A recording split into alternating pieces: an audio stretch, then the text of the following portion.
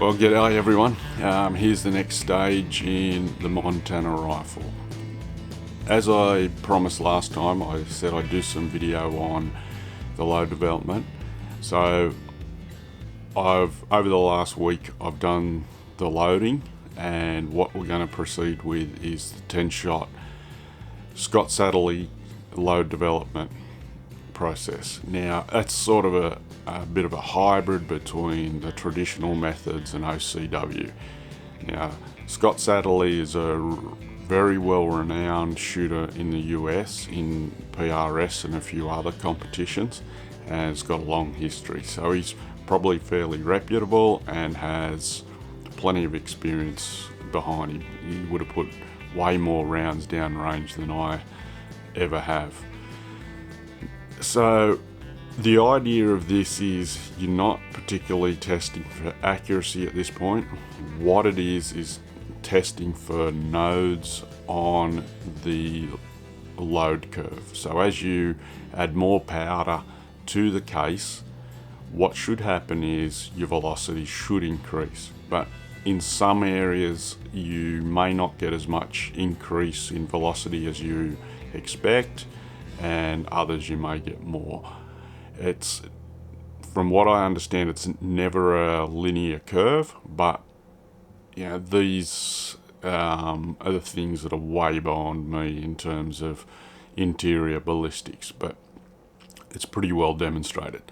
Ideally, you need to do this test with a magneto speed chronograph, which is more an induction based speed calculator rather than the traditional cronies which use light, because they can be affected, and I've seen it myself, as a cloud goes over and changes the lighting level. That can affect your velocities. If you've got a good, fortunate enough to have a lab radar, it'll probably do maybe, or likely, even a better job than the magneto speed. But I've loaded those rounds up. I've gone with a 0.2 grain increment, and I've chosen a 2 grain range to test my loads over. Now, I won't say what I've done here because I don't want to potentially lead anyone astray on what's a good load, because there's plenty of variations in cartridges. Now, I've seen, over 27 years of reloading, I've seen rifles that could not handle a minimum load out of a reloading manual. They shot extremely well, but I've had to go back to the drawing board and drop it down because the pressure's just skyrocketed. Whether they had a really tight throat on them, I'm not sure at that stage. Conversely, I've seen rifles that can get up over max, but the way I've found those and experienced that is by starting out at minimum and going up in half grain increments, and I'd shoot a 5 or 10 shot string out of each load across that. Now, that's a really slow process. With family and work, you get less and less time, and with that big thing there in 300 Win with 200 grain projectiles, it's burning a lot of powder. Your projectiles cost a lot. Brass is only going up in price, and I don't particularly want to subject myself to a solid day of shooting 50, 60, 70 rounds to get a load if I can get there a lot quicker. So that's why I've gone with this Scott Satterley method, and I'll see how it goes. So, as I said, we've loaded up in 0.2 grain increments. Now, why I chose that is that gives me 10 shots spread across 2 full grains, and we'll record the muzzle velocities, and then I'll graph them in Excel, and I'll show that later on in another video, and you can hopefully we'll see where we level out. Now, what that's indicating is where there's a node, what we're looking at is there's a flat spot in the curve. So maybe between, just pulling a figure out of the proverbial, we might go from 50.2 at 3,000 foot per second to 50.4 at 3,010 foot per second to 50.6 at 3015 foot per second. Now there's not much velocity variation there, say 10-15 foot per second across 0.4 of a grain, and then maybe we go to 50.8 and we jump to 3080 foot per second. So we want that flat spot, and then we'll load in the middle of it, and that means any slight variations in pressure, because velocity is fairly well correlated to pressure, we will see a consistent shot string and fall at longer distances, and our barrel harmonics ideally, and from what I've read, should be very similar, so our accuracy should be good. Then how the process goes is you find your 2 nodes and you load 5 shots up in the center load in each node, and then you test them for accuracy, and you should be a good job. We'll see how it goes. Now, the other thing that a lot of people potentially don't understand or find difficult to grasp is how to set your rifle up in terms of your scope. Now, there's a whole lot of gear out there that you can do it. Some, I think, overcomplicate it, and one of the best bits of gear I've found is this little bit of kit here. Now, I can't remember where I got this little bit of gear. It's a Spirit level, and it's got a slot milled in it with what is essentially a weaver or Picatinny rail groove in it, and then the end is threaded on. Now, my brother has a set of precision Spirit levels, and I've compared this with it. Now, as you'll see, is the lines on the bubble are fairly coarse in comparison to the bubble.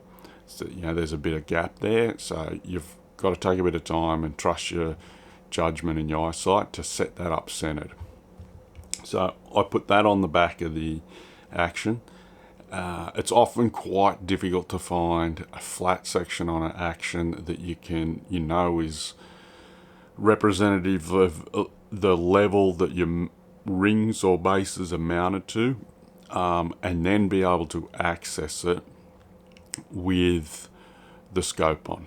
So another little trick I've used is to use maker key, which is what you manufacture Woodruff keys out, thin maker key, and you can slip it under the scope onto the rings or onto the action if it's a flat top action adjacent. Wrap a couple of rubber bands around the maker key and back under the action and hold it there level and sit a Spirit level on that, and that can get you your level.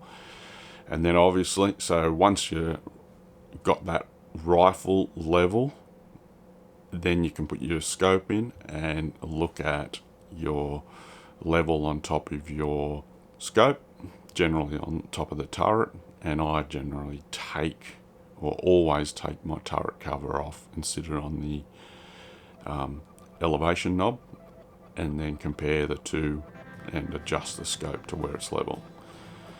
So that's the first part of the process. The second part of the process, I want to check that all that corresponds. So what I'll do then is I'll set a plumb bob up with a string line, probably at about 8 to 10 meters out. I'll look through the bore, sight through the bore, and get that string line straight down the center of the bore from 12 o'clock to 6 o'clock, and with the Spirit level installed on the rear ring, which is as you've seen it here in this video, I'll level the rifle up and then double check that my vertical post in the reticle is parallel to that string line with the plumb bob hanging on it. Now that should tell me, 1, that it's all straight, hopefully it is, and 2, I can then bore sight it from there and get it very close to paper, straight on paper at 50 meters, and it should only take 1 or 2 shots to wind it straight onto the bull, and I can go from there.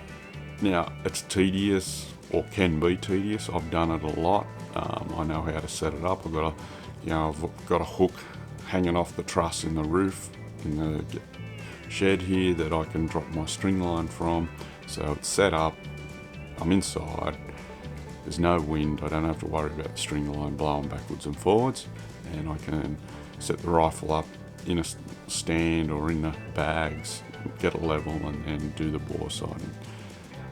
You just got to be careful you don't knock the rifle, but it's a relatively easy process, and with a bit of practice you'll be quite proficient at it. And the other thing that it gets you to the point of is you're on the range, and within 2 to 3 shots you're close enough to the center of the bull with your point of aim and point of bullet impact that you can do your load testing, and then once you've chosen a load, a couple of shots, and you're right on where your desired point of impact is, without wasting heaps and heaps of ammunition, which I have seen from guys. Sometimes they're not quite sure, and you fire a bad shot and you chase your point of impact, and then it's even further off, and then you've got to come back, so you end up further away than what you want, and 20 shots later you may be on target. It's just effective, simple, and saves time on the range when getting there is sometimes difficult. So we'll have a look at that process.